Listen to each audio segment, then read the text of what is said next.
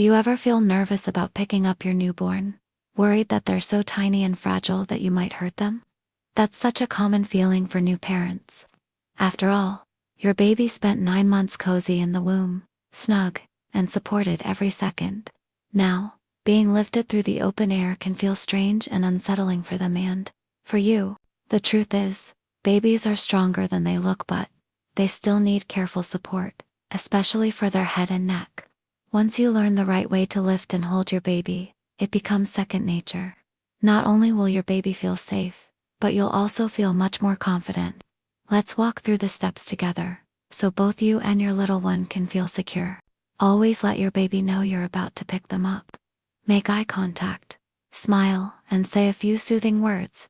It reassures them and builds trust. Slide one hand under their head and neck, and the other under their bottom, pausing briefly so they can adjust. Then lift them gently toward your body, keeping them close as you rise.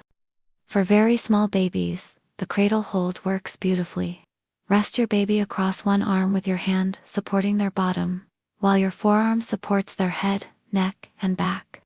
As babies grow, you may find it easier to use both hands, one supporting the legs and bottom, the other supporting the back and head. Always keep their head steady and their body close to yours. Many babies love being held on the shoulder, where they can snuggle close and hear your heartbeat. To do this safely, keep one hand supporting the bottom and your arm running up the back, with your hand steady under the head and neck. This position is cozy, calming, and great for bonding. It's also a wonderful way to help your baby burp after feeding. As your baby gets a little older, they may enjoy facing outward to see the world. Support their chest against your own with one hand, while the other supports their bottom. When your baby is strong enough to sit with support, the hip carry can be a lifesaver. Rest them on your hip, while holding them snug with one arm. This frees up your other hand for light tasks, though avoid it if you have back pain. When it's time to put your baby down, keep them close as you bend over. One hand should always support their head and back, the other their bottom. Lay them gently on a safe surface, and keep your hands in place for a few moments until they feel secure.